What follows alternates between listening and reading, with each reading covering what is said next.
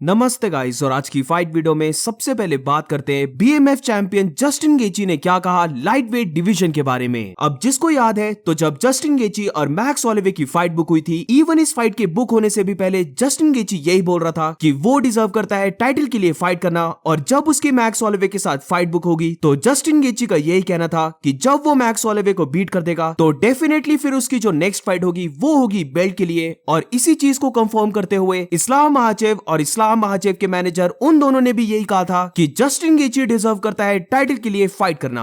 But अब ऐसा लग रहा है कि जस्टिन गेची बहुत ज्यादा स्मार्टली चल रहा है, क्योंकि रिसेंटली जस्टिन गेची ने यह बोला कि डायना व्हाइट ये चीज ऑलरेडी बोल चुका है कि चार्ल्स ओलिवेरा और अरमान सरूकियन इन दोनों फाइटर्स का जो भी विनर होगा वो अपनी नेक्स्ट फाइट करेगा इस्लाम महाचेव के साथ, और फिर उस फाइट का जो भी विनर होगा उसके साथ वो फाइट करेगा नवंबर के मंथ में। अब इसी के साथ चार्ल्स ओलिवेरा के ऊपर शॉट्स लेते हुए जस्टिन गेची का यह कहना था कि अगर चार्ल्स ओलिवेरा अरमान सरूकियन को बीट कर देता है तो लेट्स सी क्या फिर चार्ल्स ओलिवेरा इस्लाम महाचेव के साथ फाइट करेगा जून के मंथ में। क्या वो इस्लाम महाचेव के साथ जल्दी फाइट करेगा या फिर चार्ल्स ओलिवेरा फिर से अपने बेड के ऊपर शिट कर देगा, बेसिकली जिसका मतलब है कि क्या चार्ल्स ओलिवेरा फिर से डर जाएगा इस्लाम महाचेव के साथ फाइट करने के लिए। इसी के साथ जस्टिन गेची का यह भी कहना था कि अगर डस्टिन पोरियर को नेक्स्ट टाइटल शॉट मिल जाता है तो वो इसको लेकर बहुत ज्यादा अनॉय होगा। अब पता नहीं जस्टिन गेची की क्या दुश्मनी है चार्ल्स ओलिवेरा के साथ, क्योंकि जब भी जस्टिन गेची चार्ल्स ओलिवेरा की बात करता है तो वो हमेशा उसकी बात नेगेटिव वे में करता है। यहाँ पर भी अगर हम देखें तो जस्टिन गेची बेसिकली बोल रहा है कि चार्ल्स ओलिवेरा ने फेक पुल आउट किया था और जो उसको कट लगा था वो या तो फेक था या बहुत ही ज्यादा लाइट था, बट चार्ल्स ओलिवेरा इस्लाम महाचेव के साथ फाइट करना नहीं चाहता था।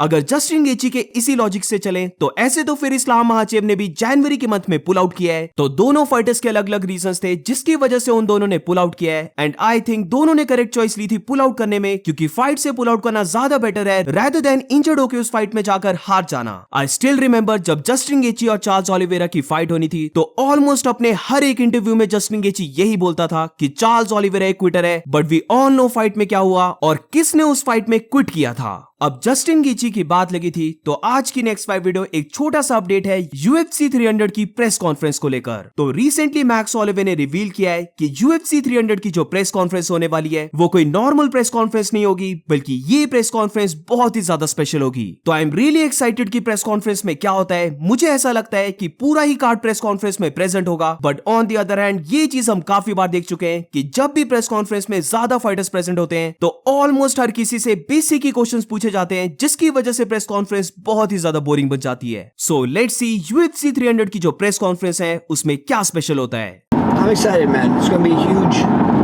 Heard they got something special planned for the press conference. So, I'm looking forward for fight week. आज की नेक्स्ट फाइट वीडियो में बात करते हैं इस संडे होने वाले UFC फाइट नाइट के बारे में। अब टू बी वेरी ऑनेस्ट ये वाला UFC फाइट नाइट कार्ड ज्यादा बेटर है जो हमने लास्ट के 2 फाइट नाइट कार्ड्स देखे हैं। तो आई थिंक ये जो फाइट नाइट कार्ड है इसको देखने में ज्यादा मजा आएगा। इसी के साथ अगर मेन इवेंट की बात करें तो ये मेन इवेंट होने वाला है middleweight division fighters Brandon Allen और क्रिस कर्टिस के बीच में, जहां पर इन दोनों के बीच में पहले भी फाइट हो रखी है और उस फाइट को क्रिस कर्टिस विन किया था बाय नॉकआउट। अब अगर इस कार्ड की टाइमिंग की बात करें तो अनफॉर्चुनेटली ये वाला फाइट नाइट कार्ड बहुत ही जल्दी स्टार्ट होगा, जहां पर मेन कार्ड स्टार्ट होने वाला है कल सुबह 3:30 बजे से। आज की नेक्स्ट फाइट वीडियो में बात करते हैं हमजा चिमाएव के बारे में। तो ये बात किसी से भी नहीं छुपी है और इवन जो हमजा चिमाएव के फैंस हैं इंक्लूडिंग मी, वो सब थोड़े से नर्वस हैं हमजा चिमाएव और रॉबर्ट विटेकर की फाइट को लेकर, क्योंकि ये फाइट होने वाली है 5 राउंड्स की और सबको यही लगता है कि जितनी लंबी ये फाइट चलेगी उतने ही ज्यादा चांसेस बन जाएंगे कि रॉबर्ट विटेकर इस फाइट को विन कर जाए। तो अब रिसेंटली हमजा चिमाएव ने इसी चीज को लेकर एक काफी बड़ा ट्वीट किया है, जहां पर उसने ये कहा है कि वो चाहता है कि उसकी और रॉबर्ट विटेकर की जो फाइट है वो हो जाए 10 राउंड्स की।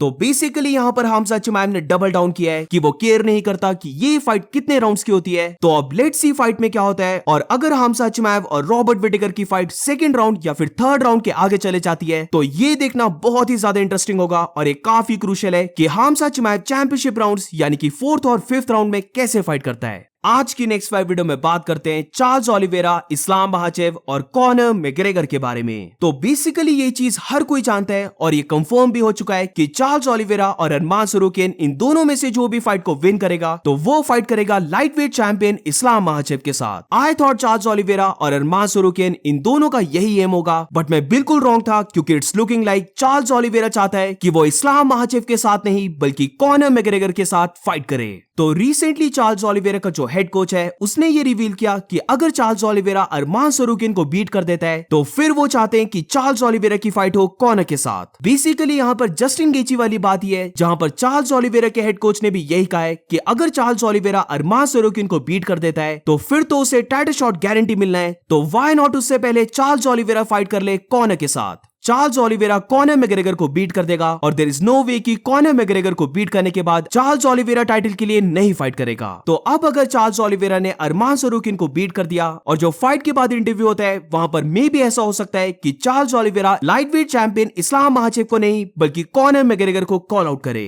अब कॉनर मैकग्रेगर की बात लगी थी तो रिसेंटली कॉनर और डैना व्हाइट ने खुद बहुत बड़े हिंट्स दिए कि कॉनर अपना कमबैक करने वाला है। तो इन दोनों फोटोज में हम देख सकते हैं कि कॉनर मैकग्रेगर और डैना व्हाइट दोनों ने ये लिखा है कमिंग सून। तो आई थिंक नेक्स्ट वीक जो UFC 300 का वीक रहने वाला है वहां पर डैना व्हाइट कॉनर मैकग्रेगर की फाइट की अनाउंसमेंट करने वाला है। आज की नेक्स्ट 5 वीडियो में बात करते हैं बैंटरवेट फाइटर मेराब दिलेशवली के बारे में, जहां पर रिसेंटली मेराब ने शॉन ओमेली को ट्रोल करते हुए एक और फनी वीडियो को डाला है और इस बार इस वीडियो में एल्जमेन स्टर्लिंग भी फीचर हुआ है। एंड टू बी ऑनेस्ट ये रील भी काफी फनी है। इवन शॉन ओमेली ने भी ट्वीट किया कि वो भी इस रील को देखकर हंस पड़ा। Oh, hey, Marab, what are you doing? Bro, I find that this guy in Arizona, he was smoking too much. I'm gonna take you to my garage now and I'm gonna train him.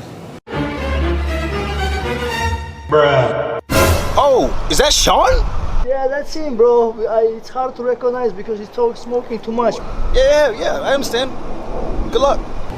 Thanks. We have lots of work to do. See you, bro. See you. Good luck, Sean. Sean, listen, bro. Listen. You have a big fight. You're fighting me, bro. You gotta stop smoking, my friend. Listen, I wanna make you training. You gotta stop this. No more this. No more, fuck this. Come here, bro. Come here. So when I take you down, when I go your leg lock, so you have to tap out 3 times. You have to tap, okay? Yes, that means you lose and I win. When I break your hand, see? When I break your hand here, you gotta tap out, same thing, 3 times. Yes, tap out, that's it. And keep punching you. When you go out, you don't have to do nothing. Referee will save you. That's it, my friend. You good, bro?